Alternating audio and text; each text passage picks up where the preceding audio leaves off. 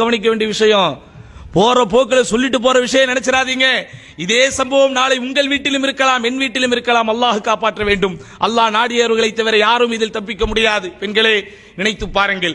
உனக்கு 20 வயது இருக்கும், உனக்கு திருமணம் முடிக்கும் போது உன் கணவனுக்கு 30 வயது இருக்கும். அவன் வாழ்க்கையின் பெரும்பகுதியை வெந்த பூமியிலே கழிக்கிறான். வாழ்க்கையின் பெரும்பகுதி வெளியிலேயே சுத்துகிறான். பல மாசுகள், பல தூசுகள் அவனுடைய வாழ்க்கையோடு விளையாடி கொண்டிருக்கிறது.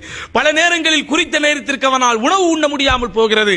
பல நேரத்தில் குறித்த நேரத்தில் அவனால் சிறுநீர் கூட கழிக்க முடியாமல் போகிறது. உனக்காக உன் வாழ்க்கையை மேம்படுத்த, உன் பிள்ளைகளை மேம்படுத்த, தன் வாயுளை, தன் வாலிபத்தை, தன் இளமையை தியாகம் செய்ததன் விளைவு 50 வயசுல ஒரு நோயாளி ஆயிடுவார். இப்ப யாரை அவர் பார்க்கணும்? அவரை பார்க்க வேண்டிய கடமை உணர்ச்சி யாருக்கு இருக்கிறது? அவரை பொறுப்பேற்க வேண்டிய கடமை உணர்ச்சி யாருக்கு இருக்கிறது?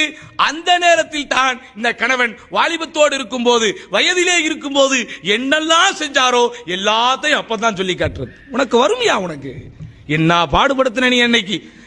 என்ன சேட்டைகள் செஞ்ச நீ? உன் அம்மா பேச்ச கேட்டுக்கிட்டு என்னெல்லாம் பண்ண? என் வீட்டுக்கு என்ன விட்டியா? என் வீட்டுக்கு என்ன இருக்க விட்டியா என்றெல்லாம் பேசி பேசி காயப்படுத்தின. இதுல சில பெண்கள் ஆச்சரியம் செய்வார்கள், கடமையை செய்வார்கள், பணிவிடையை செய்வார்கள், கூடையே இப்படி அவனை இம்சைப்படுத்தி அந்த கடமையின் நன்மைகளை அனுபவிக்காமல் போய்விடுவார்கள். என்ன செஞ்சு தொலைக்கிறது? என் தலையெழுத்து, இந்த டீ. என்ன செய்யறது? என் தலையெழுத்து, இந்தாங்க மாத்திரை.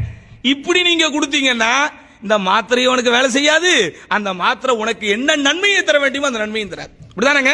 லா துபுத்திலு சதகாத்திக்கும் பில் மன்னிவல் அதா.